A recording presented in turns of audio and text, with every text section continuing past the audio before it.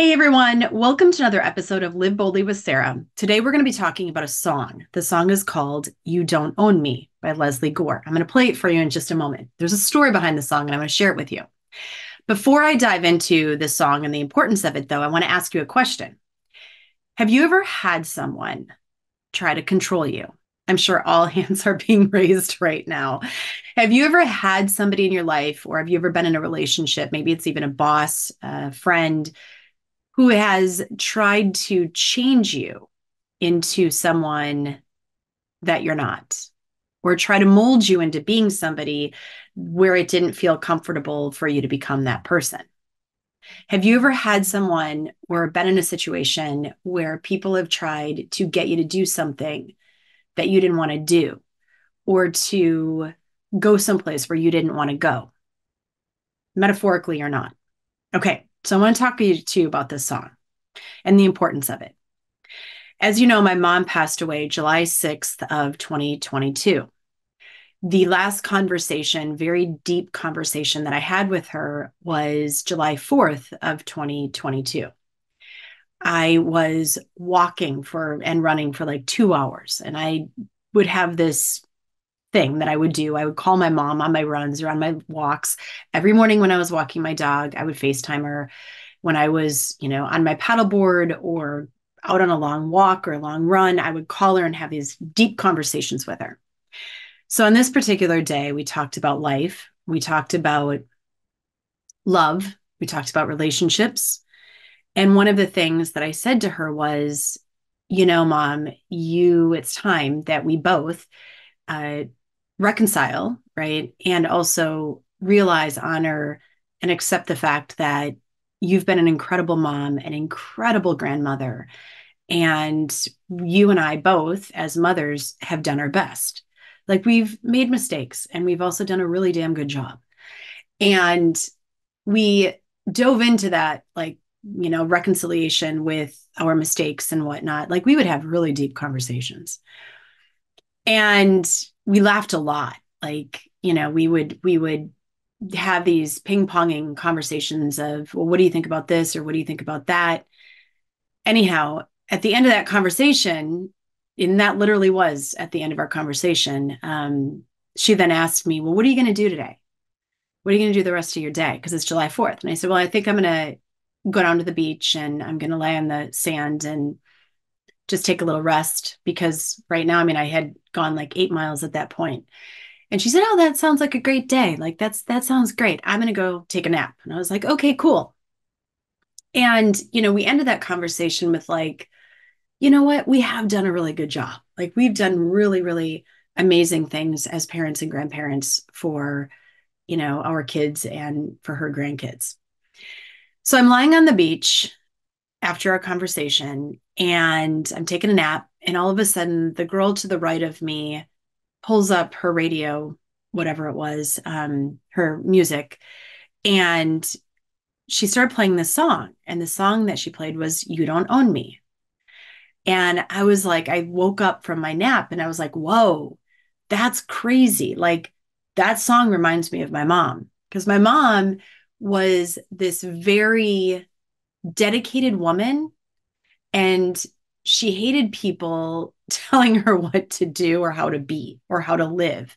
And I hate that too. Like, it drives me crazy. Like, don't try to control me, right? Let me be who I am intended to become in this lifetime. Like, love me for me. Don't sit there ridiculing me or passing judgment or telling me why aren't you doing it this way or that way or whatever it is. Like, love me for who I am, all of it, because there's a lot here. I get it. And if you don't like it, then go find less. I don't know what else to say. So anyhow, and my mom and I would have these conversations back and forth about that, because she also had a very big personality. So I want to play the song for you and just tell you, no one has the right to try and own you. Just one of you needs toys. No one has the right to try and control you, because no one can tell you what to do. No one can tell you what to say. The only person that you should be on display for is yourself. So that goes into this. How do we get it? How do we get to a place where we don't let other people control us? Because there are times in our life where we do wake up and we realize that we perhaps have been controlled. I know I have. I've had those times in my life. And so the self reflection comes in with, how do we not get to that place where we all of a sudden wake up and someone's controlling us? Or how do we allow ourselves to really stand in who we are and to never have that happen in the first place? There's 10 things that I want to talk to you about, 10 different tips that I'm going to give you. Number one, know your values. This is the most important thing, right? That I talk about all the time. Know who you are. Go back to the core of who you are. What are your values and what is important to you? Stand in those each and every day. The second thing is set your boundaries, because so often people will try to step over your boundaries to try and control you as a person. Put your boundaries up and it's okay. Like, they're for you to allow yourself to be who you want to be and to live how you choose to live.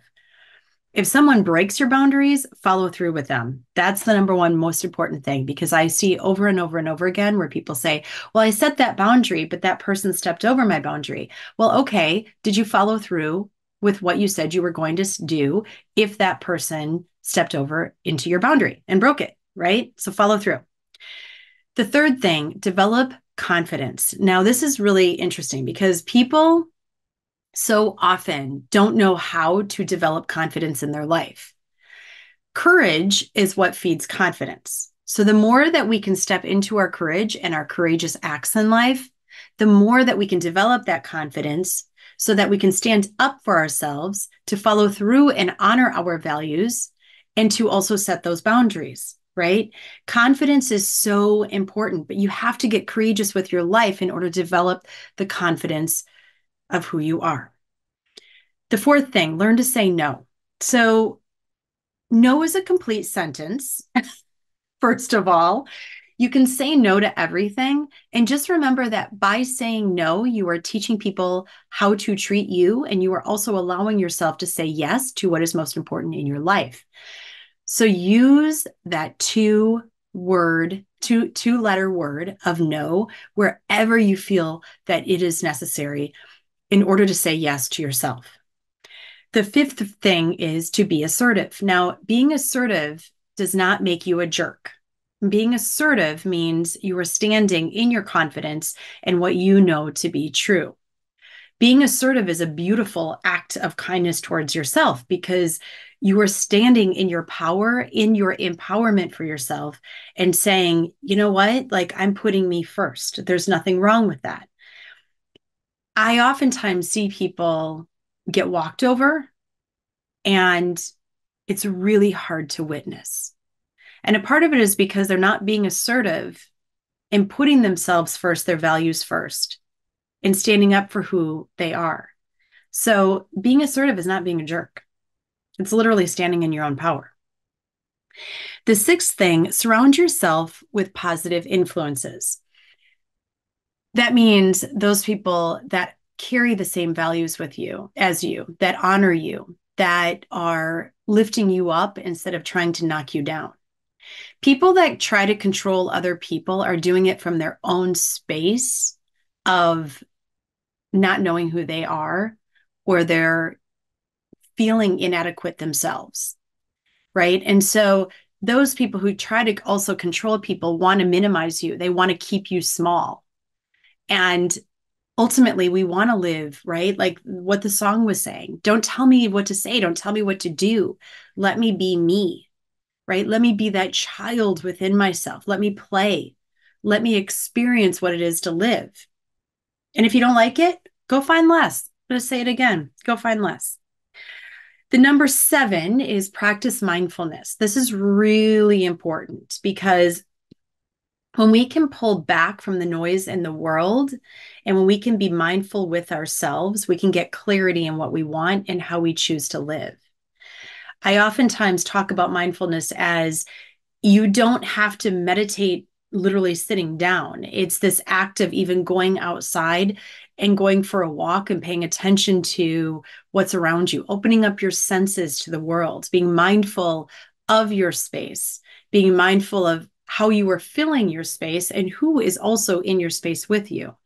So practicing mindfulness is not just simply like sitting in meditation and only paying attention to your thoughts. It's about being mindful of your actions and how you are being in this world as well. Number 8, avoid people pleasing. Now, people pleasers, okay. This was once me. I was a people pleaser. Yes, it's true. And once I started realizing that the most important person to please is myself, and that's not an act of selfishness, that is an act of selflessness, being able to take care of me so that then I could take care of the other most important people in my life, which for me is my children. Right. And so when you're constantly trying to please everybody else around you, you are giving your energy to everybody and everything except to the person that's most important, which is yourself, which is then allowing yourself to then take care of those other people in your life that are important to you.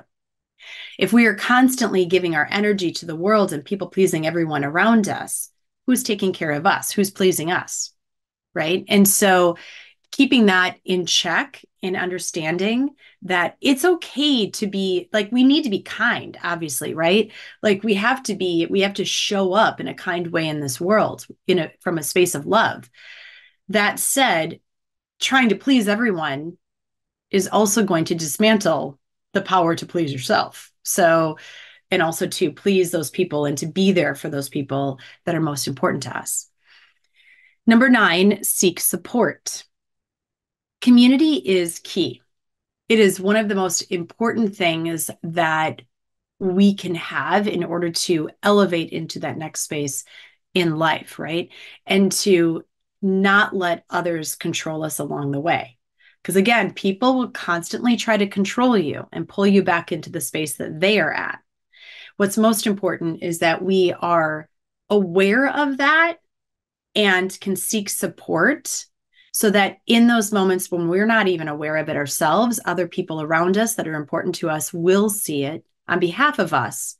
And hopefully through a supportive way, tell us, hey, have you noticed this happening in your life? Like, have you noticed that that person that's in your space is doing that? And also with that, those people that are in your support system that you can truly, truly trust, if somebody tells you, hey, that person's not good for you, take some time to self-reflect. And instead of getting reactionary or defensive, sit with okay, what are they seeing that I'm not?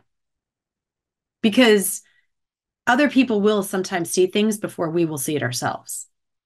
And having a really good grounded support system will also allow us to stay in a space to be who we are intended to be and to live how we choose to live, right? And then the 10th thing is to trust your instincts. That would be your gut, your intuition. I did an entire podcast episode on this. So if you have not listened to it from a couple weeks ago, please go listen to it. Trust your gut. Trust your instincts. Trust your intuition. When premonitions come up, there's a reason for them. I talked about it in that last podcast about the time that I had that dream, which I have many dreams that come true. My premonition dreams are forceful. And I talked about one where my former husband, he was on a plane. This was a dream, right? In the middle of the night, I woke up in a complete sweat because in the dream, he was in the airplane that crashed into the Golden Gate Bridge. This is when we were living in Wisconsin. Well, lo and behold, right, years later, we live in San Francisco or outside of San Francisco, and that's where our entire life started to crumble. And so for me, that premonition dream, like I can literally close my eyes right now and go back to it and feel what it felt like when I woke up in that moment in such a fright. And your instincts, your premonitions, your intuition, your gut, it is there for a reason. It's called your gut brain for a reason. And so listen to it, because when your instincts come up, when you are feeling like, okay, I feel like something's off. I feel like I'm not myself. I feel like, which by the way, if you're telling yourself, I feel like I'm not myself, then there's a reason for that. One of the things to look at is, are there other people around you that are trying to mold you into something that you're not? Right? Or are there people around you, even in your support system, that's not supporting your dreams, ambitions, and goals, which ultimately is a way of controlling, by the way, right? And so, just remember, go back to, what am I feeling? What am I hearing? What am I sensing? What am I thinking? And when you go back to your senses, when you go back to your instincts, those will guide you along the way. So, this song. So, I woke up, right, from this nap and I was like, wow, this song, You Don't Own Me. And I was thinking about my mom and how, our conversations of, no one owns you but you, right? Like, you are your own beautiful, resourceful, creative, resourceful, and whole individual.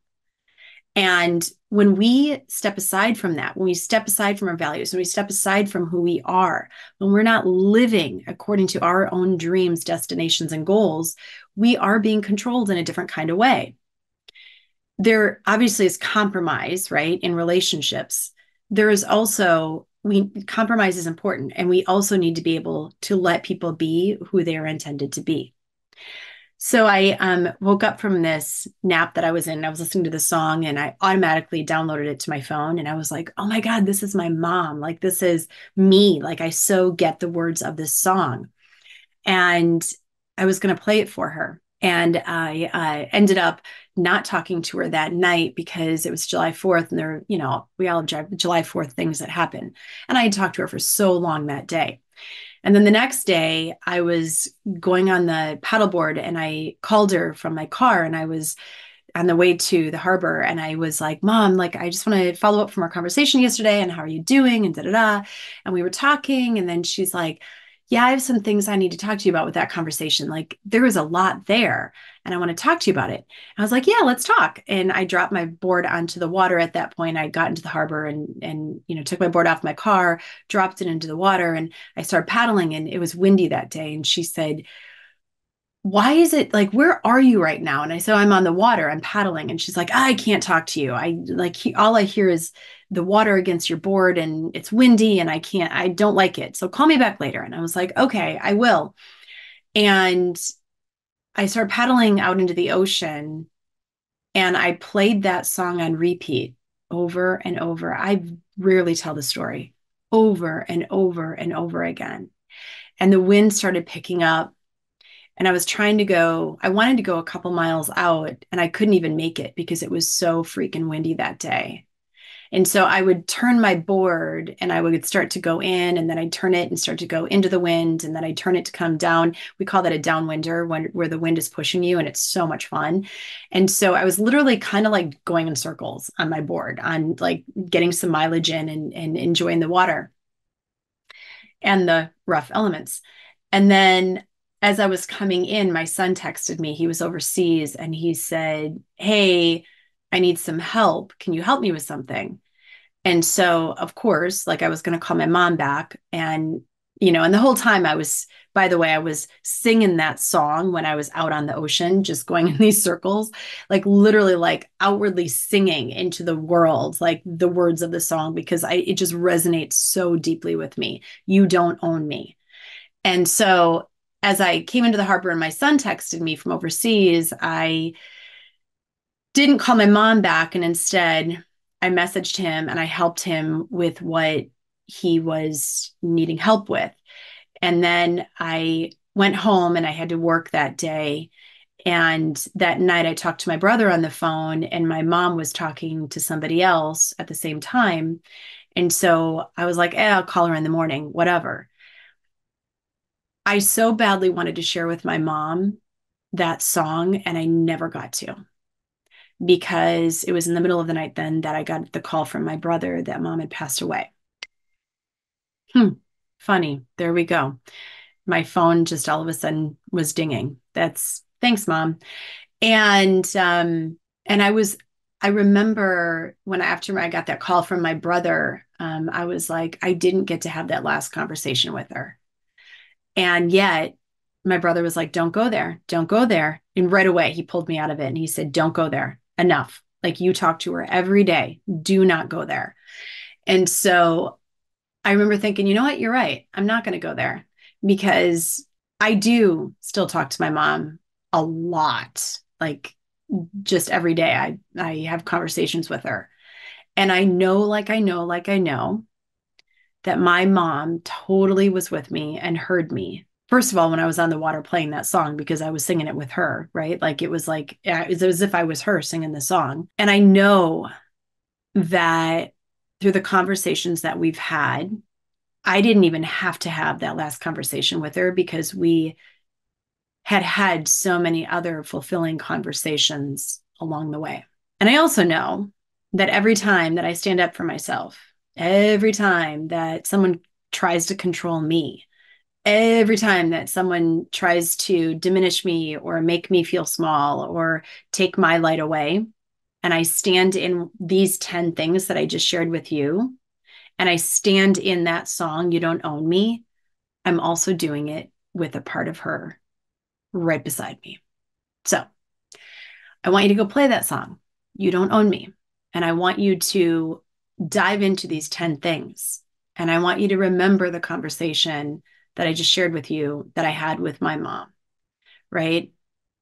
Have those deep, meaningful conversations with those people that you love. And just remember that even if you didn't get that last conversation, like I didn't get, there's really no last conversation. You're still conversing with them, even though they're not here in person. I do every single time that I'm playing that song. I do right now. Like I feel like she's right here beside me as I'm having this conversation with you. And with that, go also and listen to the other episode about how to strengthen your intuition because it was a really good one. Please, if this resonated with you, share it with those people that you care about, pass it on to at least 10 people that you love that you think could also use this, friends, family, put it into your social media, tag me at Sara Schulten Crayons, and I will reshare in my stories and in my posts as well. Make sure that you go and subscribe, rate, and review our podcast and help us push this into the world the way that it is intended as well. Go live boldly and go and love your life. Have a wonderful rest of your day.